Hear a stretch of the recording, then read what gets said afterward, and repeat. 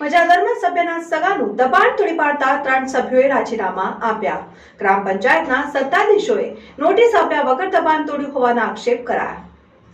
ગ્રામ પંચાયતના 14 સભ્યોમાંથી 4 સભ્યોએ સ્વૈચ્છિક રાજીનામા ધર્યા। વડગામ તાલુકાના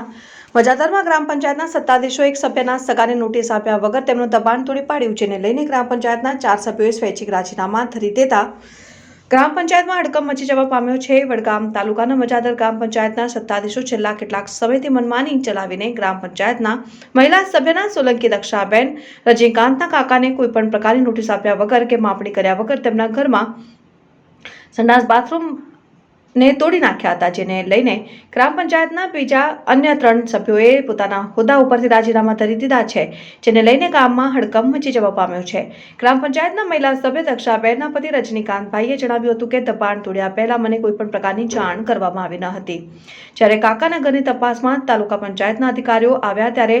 મિલકત માપી નથી તેવું રેકોર્ડમાં લખેલું હતું। તેમ છતાં ગ્રામ પંચાયતના સત્તાધીશોએ આધારે માપણી વગર કે નોટિસ આપ્યા વગર અમારી મિલકતનું દબાણ જાહેર કરી તાત્કાલિક તોડી પાડ્યું। એમને આર્થિક રીતે મોટું નુકસાન પહોંચાડ્યું હોવાના આક્ષેપ કર્યા હતા। नहीं बोलती सरपंच साहब नोटिस बताओ पाछळनी पंचायत में एक ज नहीं बोलती આગળની બોલે છે આગળની મિલકતની સનદ બોલે બે સનદો છે પંચાયત में एक बोले तो આગળની તોડો અમે ક્યાં ના પાડીએ છીએ એ અલગ છે બીજી સનદ અલગ છે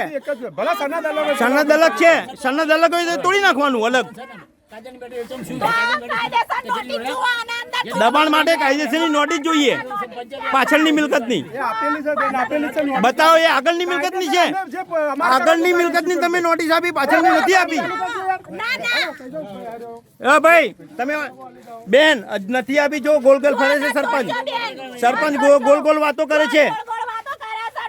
સરપંચ ગોલ ગોલ વાતો કરે છે તમે નોટિસ બતાવો પાછળની મિલકતની બતાવો એ નથી એ આગળની મિલકતની છે પાછળની મિલકતની નહીં બતાવો રેકર્ડ તમે લેખિતમાં આપો તમે કોઈ બી કર્મચારી લેખિતમાં આપો તમે લેખિતમાં આપો પછી તમે તોડવા દઈએ અમે તમે કોઈ બી લેખિતમાં આપો હા લખીને આપો તમે શાંતિ રાખો